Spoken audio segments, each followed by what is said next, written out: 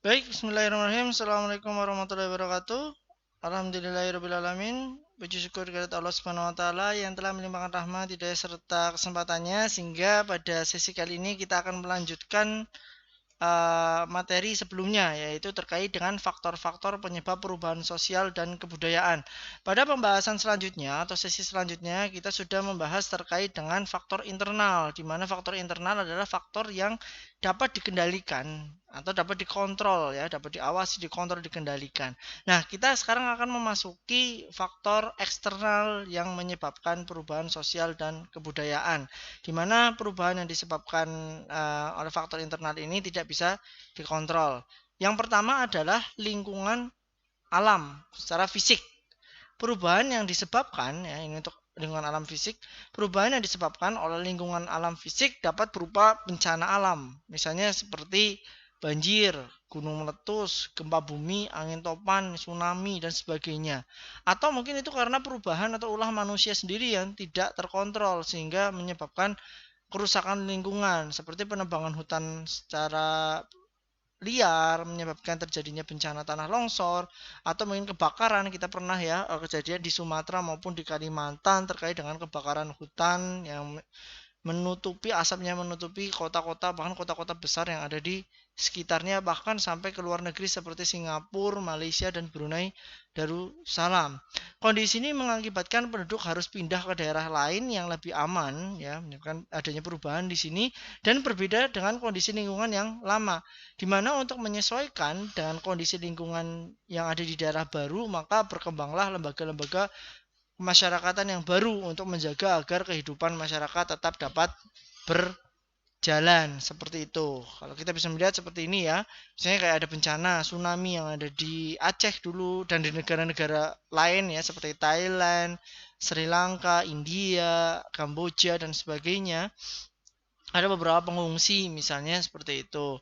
Kemudian ini asap juga bisa, pasti ada perubahan-perubahan dari cara hidup mereka, ya, cara hidup mereka juga menyesuaikan contohnya di lingkungan yang baru juga seperti itu, dan berbagai macam sebagainya, ya. Di Turki ada camp gitu, ya, ada camp pengungsian terkait dengan mungkin peperangan, ya, tapi kita fokusnya di sini yang terkait dengan bencana fisik gitu, ya, yang bencana secara fisik yang manusia tidak dapat mengkontrolnya seperti itu. Nah, kita bisa melihat sendiri kalau orang sudah mengungsi di lingkungan yang baru dan harus beradaptasi, pasti akan muncul-muncul lembaga kemasyarakatan yang baru akibat perpindahan itu sendiri, maupun seandainya tidak berpindah pun harus menyesuaikan, harus berkembang, ya, berkembang untuk mempertahankan diri di kedepannya, dan itu pasti akan berpengaruh terhadap lembaga masyarakat gitu, ya, lembaga kemasyarakatan atau lembaga sosial yang ada di dalamnya. Oke, kita masuk ke nomor 2, ya. Selain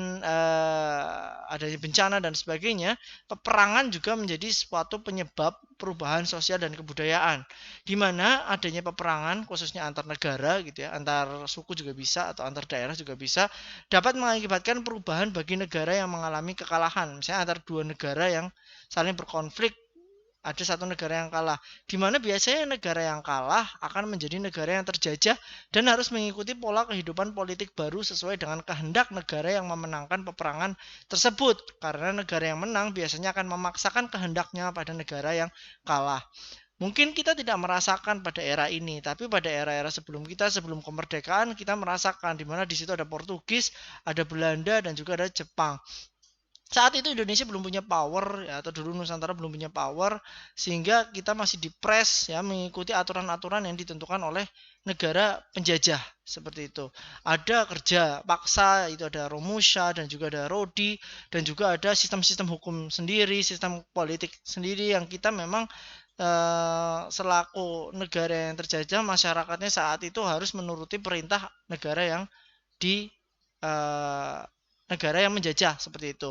Atau mungkin pada zaman sekarang seperti itu, ya, dimana dulu ini bisa dikoreksi, ya, teman-teman bisa mengkoreksi kalau pada tahun-tahun dulu 19-an gitu, ya, 1900-an, yang namanya negara Palestina itu masih ada di peta gitu, ya, masih ada di peta dunia. Tapi sekarang kita cek gitu, ya, bahkan di Google Maps yang namanya Palestina sudah tidak ada, digantikan dengan yang namanya Israel gitu. Ini juga merupakan pressure dari negara yang memiliki tersuplai punya kekuatan secara militer sehingga mencaplok, menjajah dari masyarakat aslinya gitu kan, rakyat Palestina, sehingga digeser mau nggak mau harus menuruti perintah negara penjajahnya ini sendiri. Untungnya rakyat-rakyat Palestina ada orang yang negotiable atau ada juga orang yang memang mempertahankan seperti itu, mempertahankan terhadap tanahnya sehingga dicap sebagai keras dan sebagainya, padahal mereka hanya ingin mempertahankan tanahnya seperti itu, yang dulunya itu adalah full negara Palestina tapi sekarang terjajah menjadi Israel ya. Makanya disebut dengan negara penjajah ya, colonize gitu. Seperti itu. Sama halnya di negara Indonesia juga sama. Dulu orang-orang Indonesia yang melawan penjajah ya disebutnya sebagai pemberontak. Ini masalah framing saja. Siapa yang kuat, dia yang bisa memframing musuhnya atau orang yang kalah seperti itu ya. Tapi kita memang harus mempelajari ini lebih dalam sih dan sejarahnya lebih dalam agar lebih presisi seperti itu. Oke, nomor 3 karena juga pengaruh kebudayaan lain, di mana masuknya pengaruh kebudayaan masyarakat lain bisa terjadi karena adanya hubungan fisik antara dua masyarakat. Biasanya diikuti adanya pengaruh timbal balik sehingga masing-masing masyarakat akan mengalami perubahan. Contohnya pengaruh kebudayaan lain bisa juga masuk secara sepihak juga kayak siaran TV gitu ya, media massa, media elektronik, apalagi sekarang ada internet gitu ya. Masyarakat pemirsa siaran TV dapat terpengaruh apalagi internet, YouTube dan sebagainya oleh isi siaran yang ditayangkan misalnya. Dan masuknya pengaruh kebudayaan lain bisa terjadi karena ini ada timbal balik, misalnya bertemu karena perdagangan, misi pertukaran budaya dan sebagainya. Masuknya pengaruh budaya lain juga bisa terjadi secara sepihak lewat media massa. Contohnya gini, dulu ada masa-masanya yang namanya budaya Korea masuk ya, bahkan sampai saat ini sih, melalui K-popnya, melalui drama Koreanya ya, kita diserbu drakor, K-pop dan sebagainya. Sehingga apa? Sehingga orang Indonesia itu sudah tidak asing lagi dengan Korea, dalam Korea Selatan khususnya ya, baik itu dari bahasanya, dari gaya penampilannya, kita sudah nggak asing lagi walaupun kita nggak ngerti artinya gitu. Kemudian bergeser ke India, dulu sempat ya India booming juga gitu ya, Bollywood, kita juga akhirnya eh, terpapar itu terus, jadi kita ya enjoy enjoy aja ya, kita nggak asing dengan budaya India. Jepang juga bisa dulu dengan animenya dan sebagainya, cosplay dan sebagainya bisa. Barat apalagi melalui Hollywoodnya dan sebagainya, sehingga pengaruh kebudayaan lain itu bisa menggeser atau bisa mengganti norma-norma yang sebelumnya ada di suatu area atau daerah tertentu atau negara tertentu yang lambat laun semakin berubah. Ini dulu yang kita sebut sebagai yang namanya disorganisasi gitu ya, tapi nanti lama-lama akan menyesuaikan, dan biasanya ada pertentangan antara generasi tua dan generasi muda yang memang aspirasinya atau menyerapnya itu lebih cepat atau lebih banyak dari generasi yang muda terhadap kebudayaan-kebudayaan modern ya, atau kebudayaan-kebudayaan yang diterima melalui melalui sarana modern. Kita tahu sendiri ya, banyak sekali menyerap kebudayaan lain itu kan dari golongan-golongan yang muda dibandingkan dengan golongan-golongan yang tua gitu ya. Jarang kan kita ngelihat boys band dari Indonesia mbah-mbah gitu kan. Ya, jarang gitu, rata-rata dari yang muda. Ini termasuk yang mempengaruhi